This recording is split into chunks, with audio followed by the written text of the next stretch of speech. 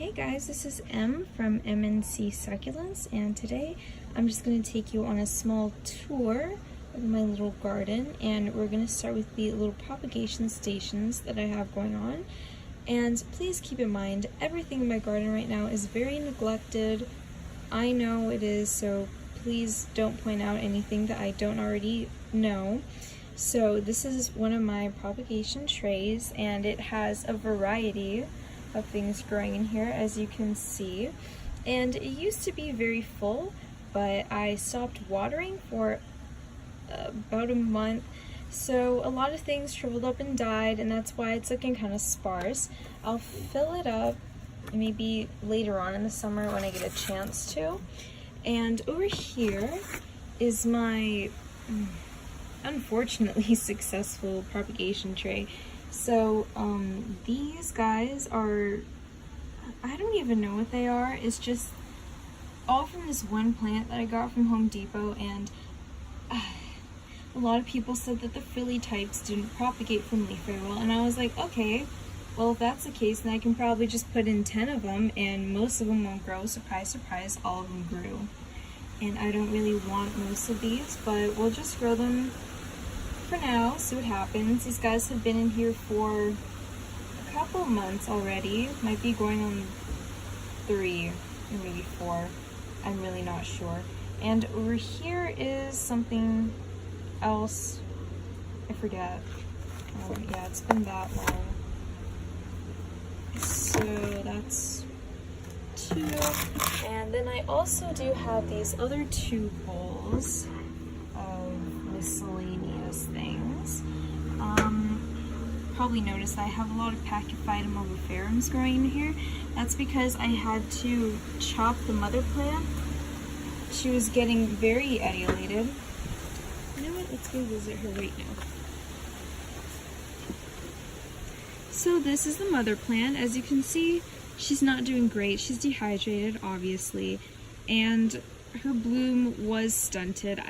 I know I cut her when she was blooming, but that's okay because I don't really grow from seeds, so I didn't have really any interest in saving the bloom.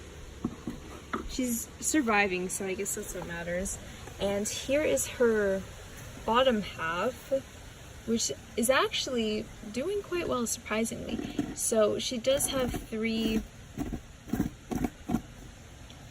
chubby babies growing on the sides. Oh, that's not focusing. Okay, well, she does have 3 chubby babies, and then these 2 are actually they're from when I first got her. She had one leaf that fell off and was starting to grow roots on its own. And I got her like 2 years ago, mind you.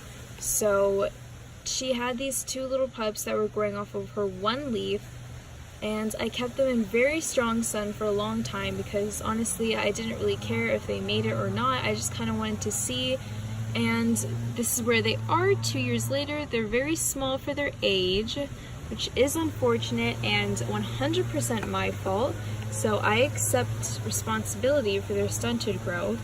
But they actually kind of look a bit cute, but this one might be getting a little, it's obviously getting a lot sunburned, but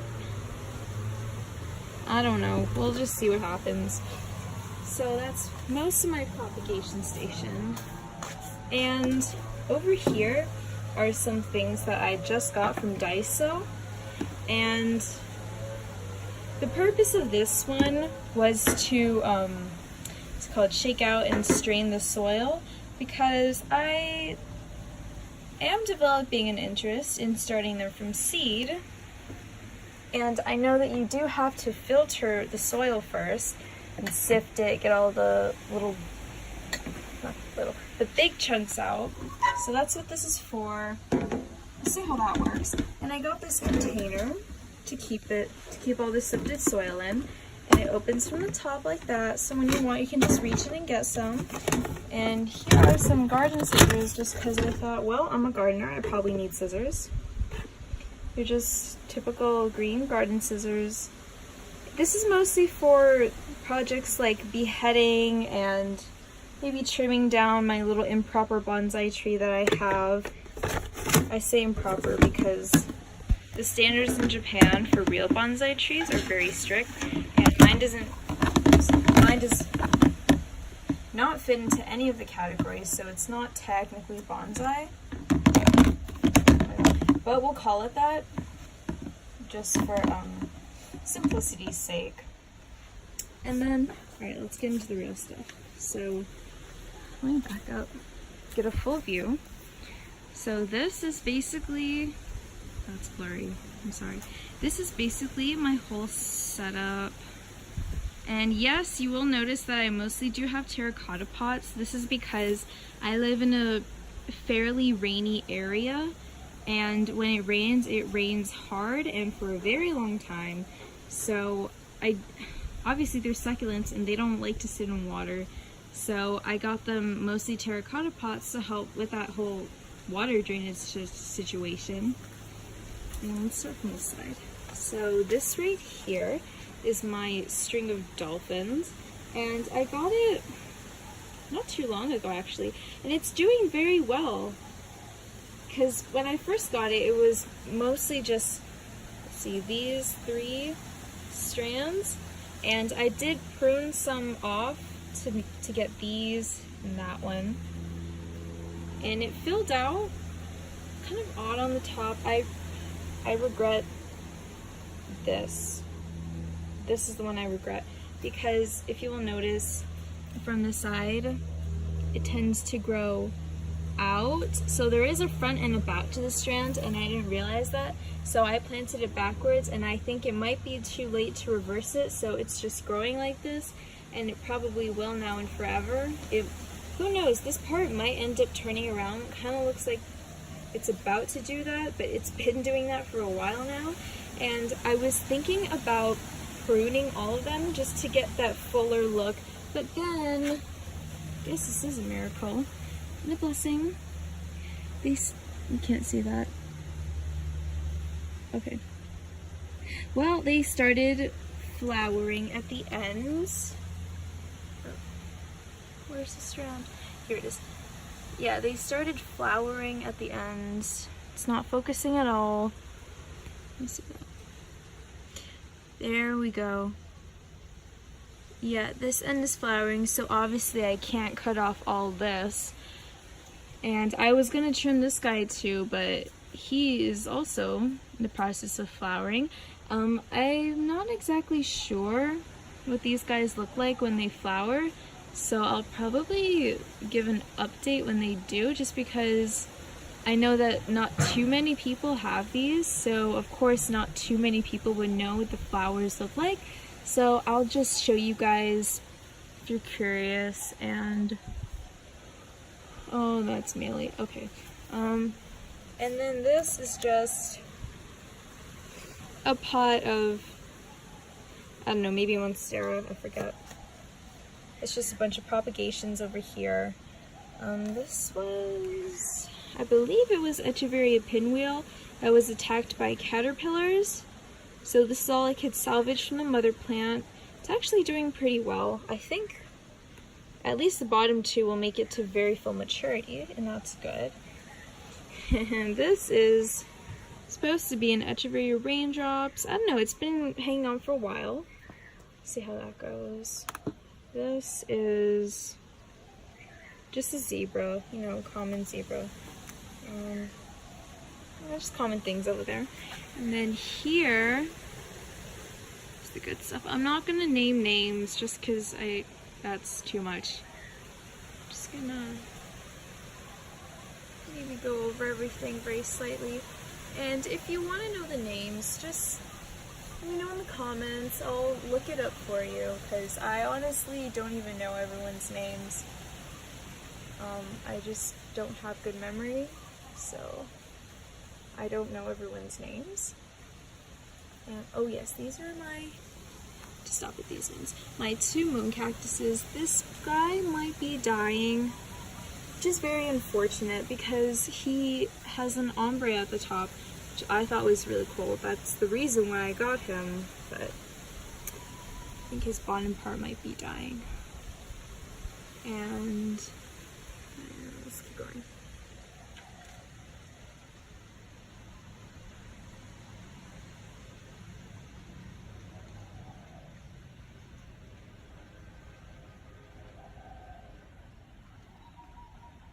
Alright, next row. So actually this guy, we'll talk about him.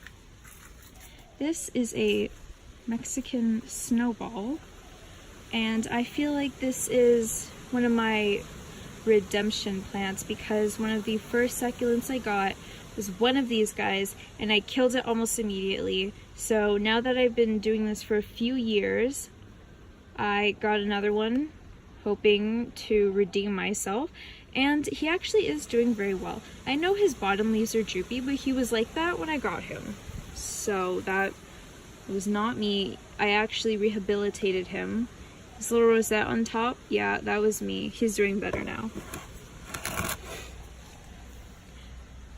And just a reminder, if you want the names, just let me know. And I don't know if you guys can see anything in these back rows, but basically the reason why my whole setup is like this is because the front part, like the front half of this setup, receives more light. The back part is in the shadows, and I put my shade tolerant plants back there and the ones that need sun up front. I know these are shade tolerant, but I just wanted to stress them out a little, okay?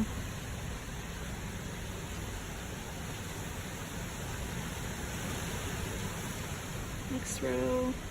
Oh yeah, this guy is flowering. Everything's flowering right now. And this guy in the back, because obviously it's spring.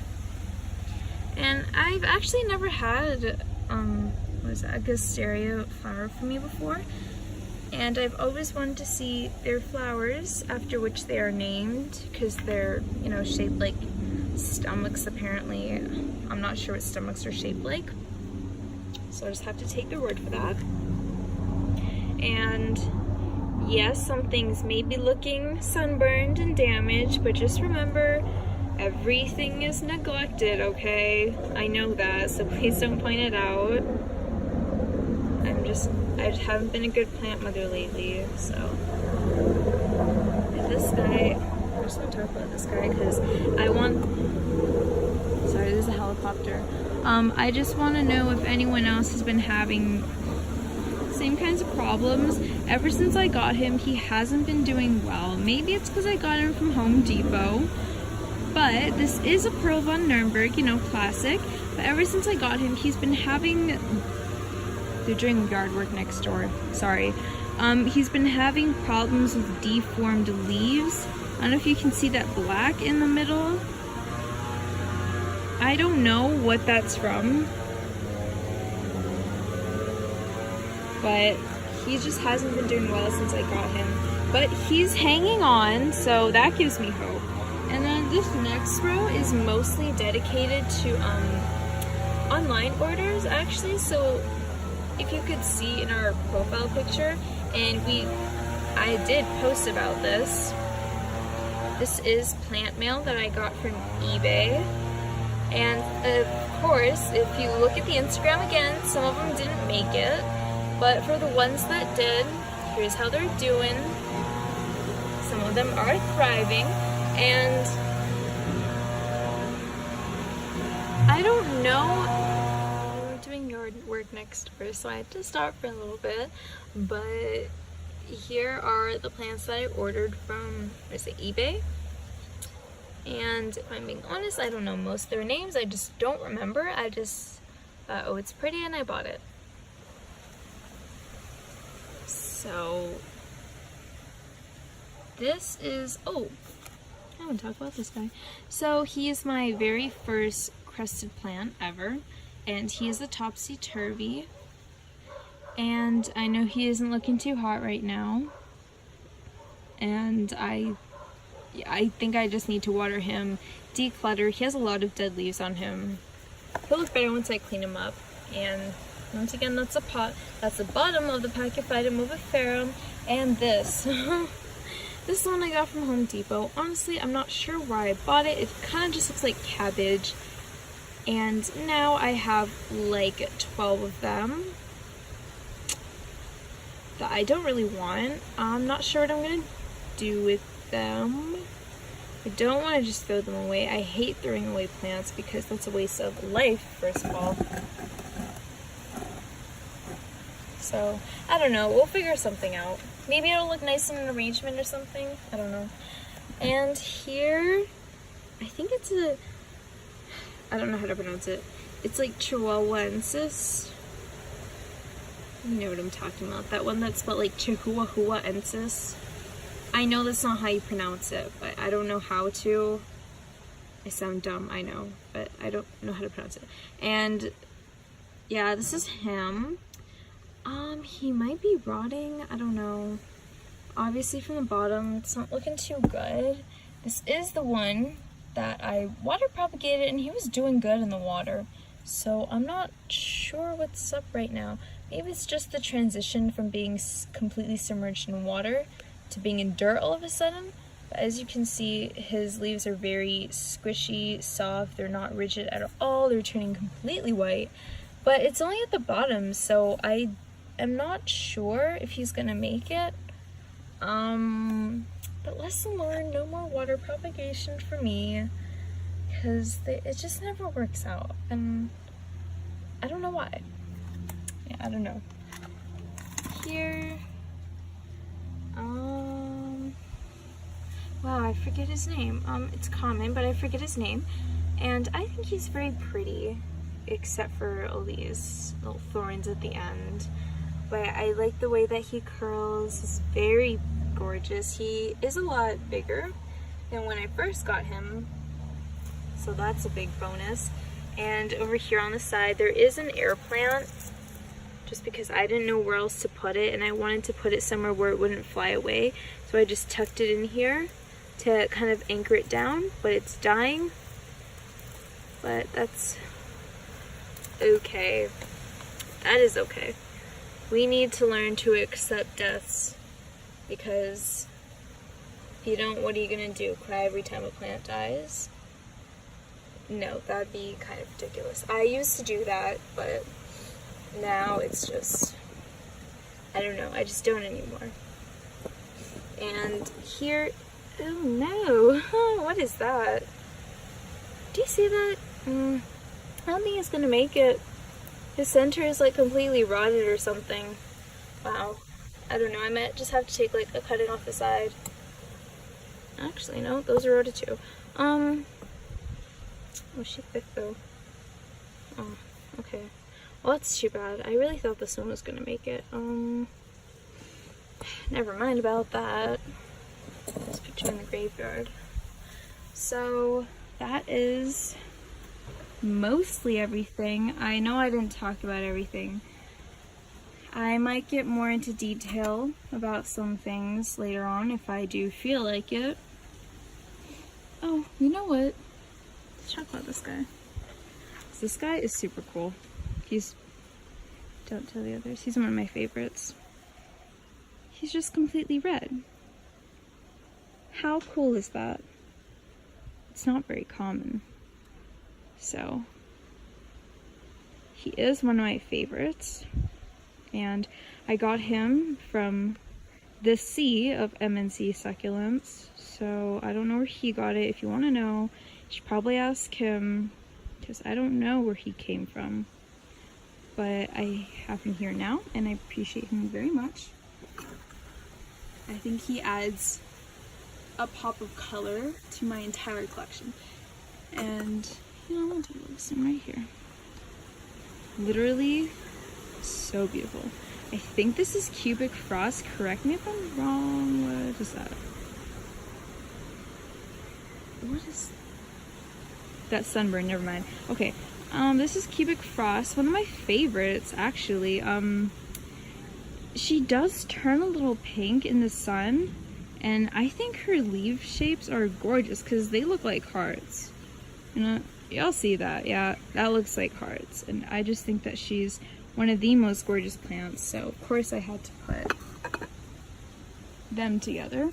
And this one, I just want to talk about this because this was one of my first succulents ever.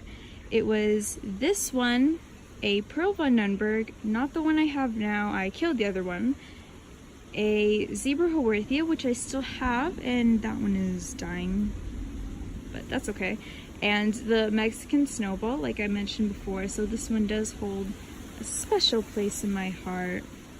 I know it's not the most impressive, but I think that he is a very beautiful plant, and you know, we've come a long way together. I've had him for a few years, and he actually has grown a lot. I know he doesn't look very tall, but that's because I beheaded him, because when I first got him, he was a little bit smaller than this, and he was not getting enough light, so he etiolated to be about this tall, and he kept going, and I knew that he was getting top heavy, so I just had to do the big chop. And so this is what we have now, which is very good growth, I must say.